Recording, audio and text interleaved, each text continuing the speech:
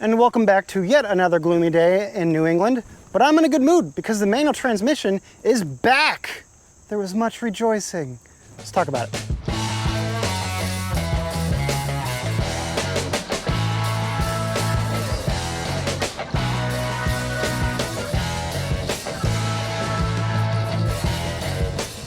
You know, one of these days I should actually get a chair so I don't have to sit on buckets, but oh well. So for those who are new, my name is Brian. On the internet, I go by the username RagnarKon, pretty much anywhere on the internet. I spend obscene amounts of time on the Bronco forums.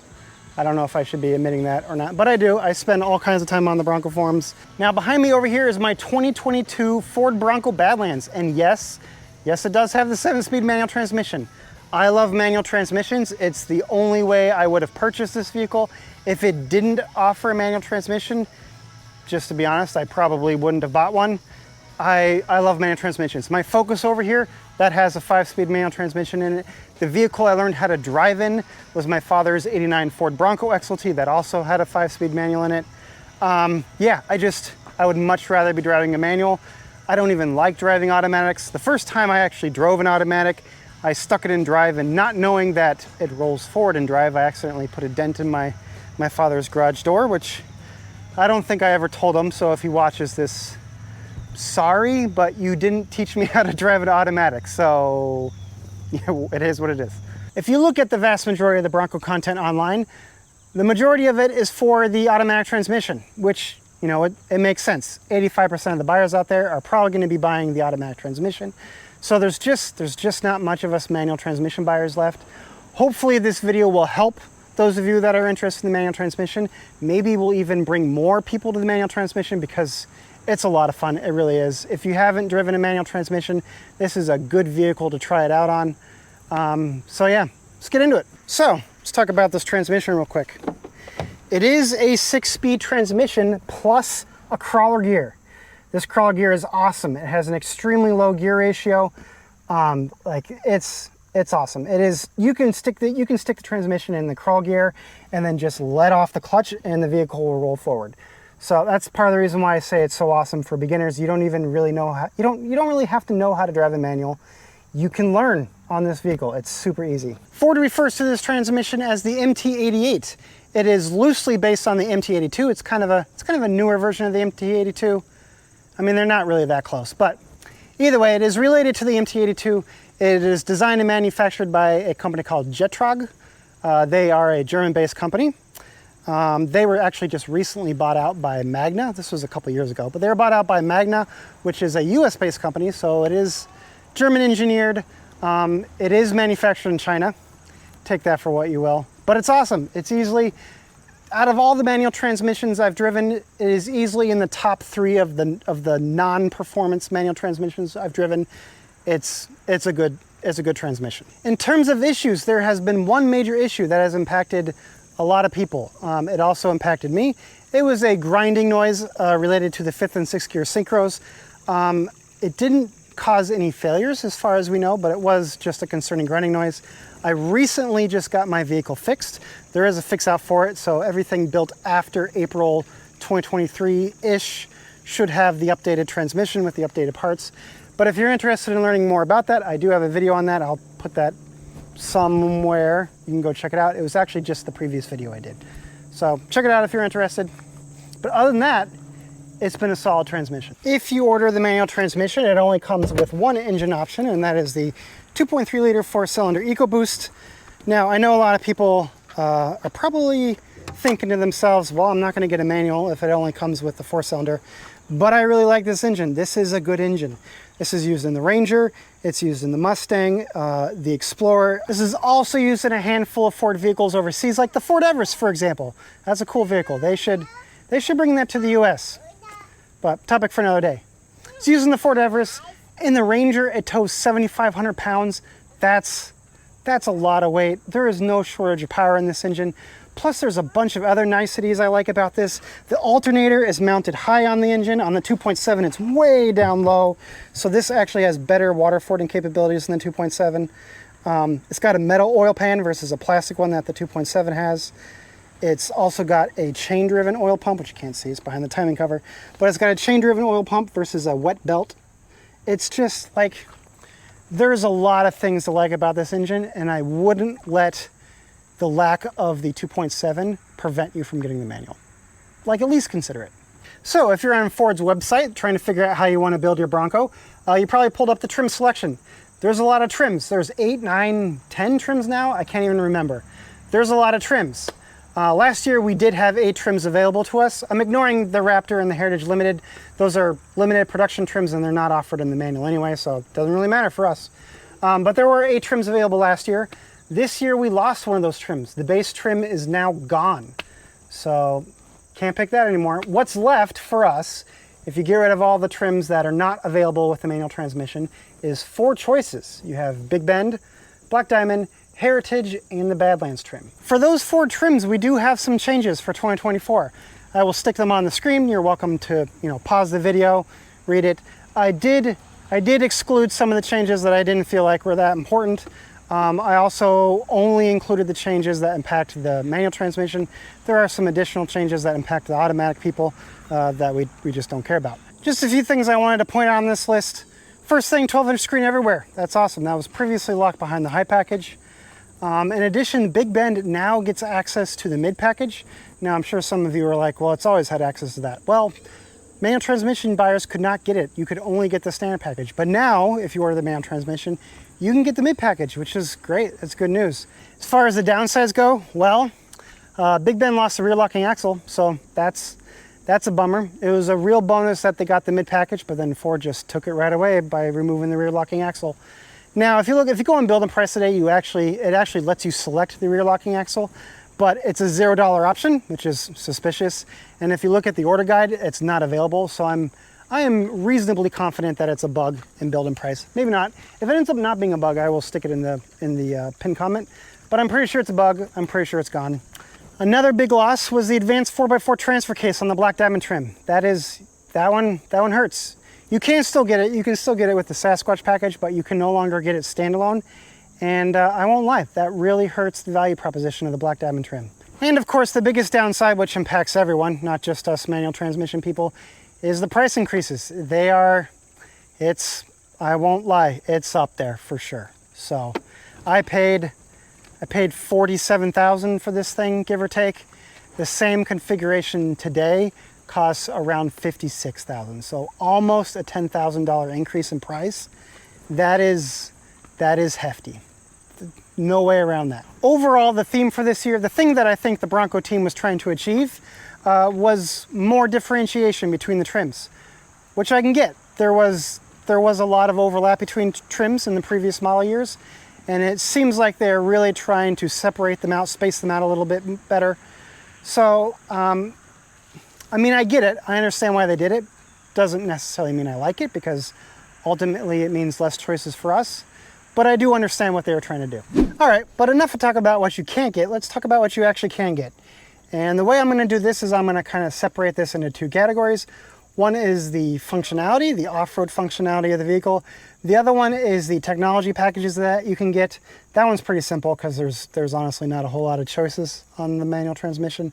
There's not a whole lot of choices on the automatic transmission either these days. But yeah, that's how I'm going to break it down. So let's start off with the axles. So I'm sure as many of you already know, the Bronco is an independent front suspension vehicle. So it's got half shafts in the front with a solid rear axle. There are 4 gear ratios available total. The manual transmission only gets 2 of those. You either get 4/4/6 or you get 4/7/0. If you don't know what this gear ratio nonsense means, feel free to message me on the forums. There's also a ton of resources online. Just know that generally speaking, the higher the number, the lower the gear ratio. The lower the gear ratio, the better the vehicle will behave in off-road situations.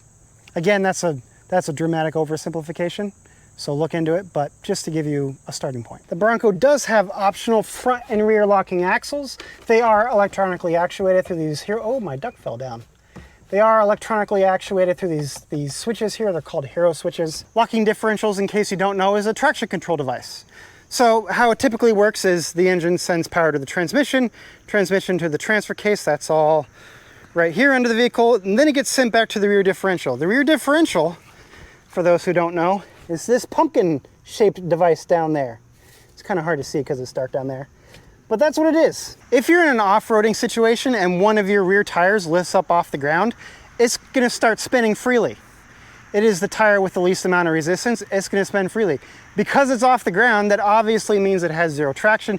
If it has zero traction, you're not getting anywhere. So what a locking rear axle does, locking rear differential does in this particular situation, is it will force both of these tires to spin at the same rate. If they are both forced to spin at the same rate, then it doesn't matter if one of those tires is up off the ground. They will both spin at the same rate, which means you get through the obstacle. It's pretty amazing. As you might expect, the Bronco has different axle configurations on different trims. Big Bend, of course, new for this year. Big Bend only has the open differential. Black Diamond gets a standard rear locking axle, and then Heritage and Badlands, of course, gets both front and rear. Next up, of course, is the transfer case. The transfer case is also electronically actuated. There are two different transfer cases available. The first transfer case is referred to as the part-time drive transfer case. You'll also see to it referred to as ESOF, electronic shift on the fly. It is just your traditional electronically controlled transfer case. It's got the 3 different modes, 2 high, 4 high, 4 low, all the usual stuff. If you've driven a 4x4 vehicle in the past before, you'll be familiar with those modes. The second transfer case is referred to as the full-time transfer case. You'll see a lot of places on the Bronco forums refer to it as the advanced 4x4 transfer case. That's what Ford referred to it as back when the Bronco originally launched. The really cool thing about this transfer case is it adds a mode called Ford Auto. Ford Auto is an all-wheel drive-like mode where the computer, using the wheel speed sensors, will dynamically alter the power given to the front and rear axle to give you more traction in kind of like those mixed conditions like snow, rain, that sort of stuff. There is also some gearing differences and some construction differences between the two transfer cases. Again, check out the Bronco forums if you're interested in that sort of stuff. It'll be on the screen as well. The one thing that I will note is that the advanced 4x4 transfer case is only available on the Badlands trim, as well as all the trims that have the Sasquatch package, which includes the Heritage trim. What this means, obviously, is if you order a Big Bend or a Black Diamond, the only way you can get the advanced 4x4 transfer case is by adding on the Sasquatch package. And the last major functionality feature to talk about is the stabilizer bar disconnect. That is only available on the Badlands trim. You cannot get it on any other trim. For those who don't know, the stabilizer bar disconnect feature on the Badlands trims, what it does is it'll disconnect your front stabilizer bar, as the name suggests. I don't know if you can see it down there. It's right, well, you can see the bolt and the arm for it. But what that'll do is when it disconnects, it'll give you a lot more articulation off-road. And it's one of the coolest features of the Bronco. It really is. And that's pretty much it as far as functionality goes. Now there's different tires, there's different suspension on the different trims. You obviously can look it up on Ford's Build and Price website. I'm gonna kind of gloss over those because those items are things that can be easily changed aftermarket. So I personally, now obviously they play some role in your purchasing decision, but I don't think it's a make or break thing just because they are parts and components that can be easily swapped out aftermarket. But yeah, go check it out on Ford's website. It's pretty self-explanatory. Next up is the technology package. So there are only there's two technology packages now. One is the mid package, that is what I bought on my Badlands. The other one is the High Lux package, which is just a beautiful name. I don't know who came up with that. They could have been more creative. But it's essentially the High package and the Lux package from the previous model years combined into a single package. I will say, I personally don't think the High Lux package is worth it, especially now that the 12-inch touchscreen is standard. A big reason why I don't like the High Lux package is because it just sticks all kind of electronics on the front of your vehicle. So you're gonna have the front camera to worry about, you're gonna have the adaptive cruise control sensor to worry about, you're gonna have the parking sensors to worry about, and I just don't wanna deal with any of that. I don't wanna deal with it. I wanna be able to upgrade the Bronco without having to worry about relocating all the sensors, stick a winch on there, whatever. New bumper maybe, I don't know, we'll see. I just don't wanna deal with all the electronics. Now, obviously that's a very, very personal opinion question. A lot of people absolutely love adaptive cruise control. They will not buy a vehicle without it. Others don't want any electronics. I'm kind of in your camp and they'll stick with the standard package. It's up to you. Obviously the big restriction though, is that if you do want the Hilux package, your only choice with the manual transmission is the Badlands trim. So there is one thing that I didn't really talk about. I mean, I talked about it here and there, but I kind of glanced over it. And that is the Sasquatch package. And the reason why is because I really don't feel like the Sasquatch package is worth it with the manual transmission. It's just, it was never really worth it in the past. It kind of made sense on the base trim. Base trim's no more. It kind of made sense on the Badlands trim back when it was a $4,000 option. It is now almost a $6,000 option. I just don't like the Sasquatch package. For those who don't know, the Sasquatch package comes with 35-inch tires, a little bit of a suspension lift with a little bit beefier suspension. It's got the Haas 2.0 suspension is what Ford refers to it as. It also comes with front and rear locking axle standard. So it's a really good package on the covers, but the pricing just doesn't make sense. Let me show you why. All right, so here we are on build and price. We're gonna look at the Big Bend trim, and we're gonna switch it to 4-door because that's what most people buy. There's a lot of 2-door people that just got angry with me, but it's true. Most people are gonna buy a 4-door. And we'll just jump straight down and add the Sasquatch package. That's an expensive package, $8,600. That bumps the price up of the Big Bend trim to $50,000, $55 roughly. Now, let's go back and look at the Badlands trim.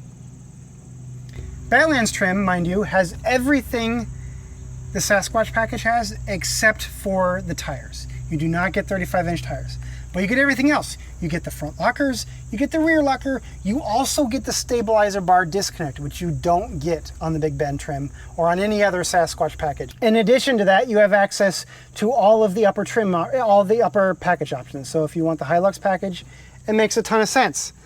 And what does this come out to? This comes out to $52,500.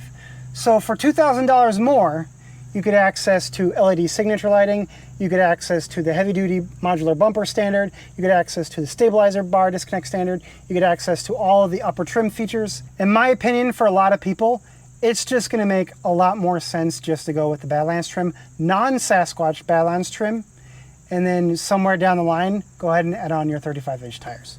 It just makes sense. We could do the same thing with the Black Diamond trim if you want.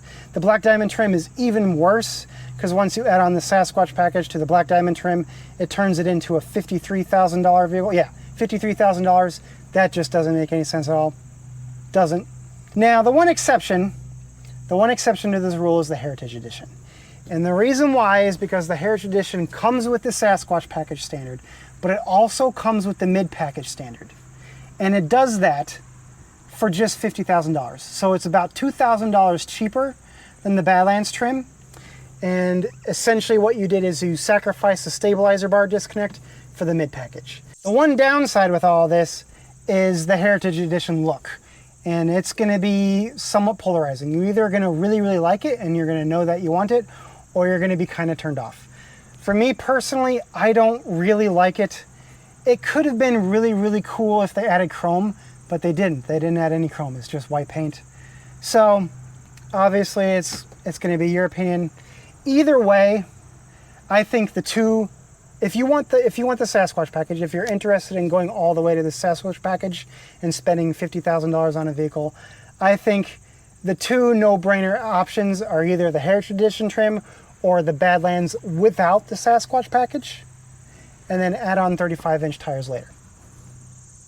Now, as far as what I would buy in 2024, that is a difficult question. Prices are up there. They are astronomically high. The real question in my mind is the Badlands trim worth the $8,000, $9,000, $10,000, whatever it ends up being, over the Black Diamond trim? And honestly, I don't know if it is. I don't like Big Bend. The reason why I don't like Big Bend is because it doesn't have a rear locking differential. If it's just a daily driver, Big Bend is perfectly fine. But if you're actually going to be off-roading, you really do want that rear locking differential. So Big Bend's kind of out of it. Heritage I don't like because I just don't like the way it looks. It's a really good trim at a good price, but I just don't like the way it looks. So it's kind of between Black Diamond and Badlands. And with the way pricing is nowadays, I think I might actually have to say I would buy a Black Diamond nowadays. So I would love to know your thoughts. Do you think I'm right about the Sasquatch package? Is it just too expensive now at $8,000+ for the lower trims? Does it just make sense to go Heritage or a Badlands? Or maybe you are getting a Badlands. Maybe you're just going to max everything out at what I think it would be like $65,000, $70,000. It's an expensive vehicle. Or maybe you're just waving the white flag. Maybe it's just, you know, vehicle prices have gotten to the point where it's just no longer worth it. It feels like we are approaching a tipping point. It just seems like at some point something's got to give. And to be honest, I think the buyers are going to give up before the manufacturers. It sucks, but you know, it's the way it is. It's not just the Bronco. Wrangler got a pretty chunky price increase this year too. So I don't know. I guess we'll have to see. If you are ordering and you would like more information, I highly recommend you check out Long MacArthur Ford, their YouTube channel. There's a salesperson, his name is Tim Bartz. He has what he calls the Complete Guide Series, where he goes into all the details of all the trims and the changes and whatnot. Super, super comprehensive. It's not out yet for the Bronco, but once it is out, I will link it somewhere or down below. I will also link the order guides down below. You're welcome to download those and look at that. That is the documentation that Ford provides dealers that goes into way more detail than Build and Price does online. So check that out. As for what's next for me, well, let me show you. That is what's next for me. That'll be coming soon-ish. It's gonna depend on weather. It's been so rainy this summer that it's been hard to do anything on this Bronco, but I would love it if we had a good stretch of weather because I am sick and tired of cutting the grass. So that's it. Thanks for, oh, if anybody from Ford watches this, thank you. Thank you for bringing back the manual. I do appreciate it. All right, catch you all later. Bye. The first transfer case is called the part-time, oh, there's a bee. Get off, go away. I'm not a flower. What the frick? Ugh.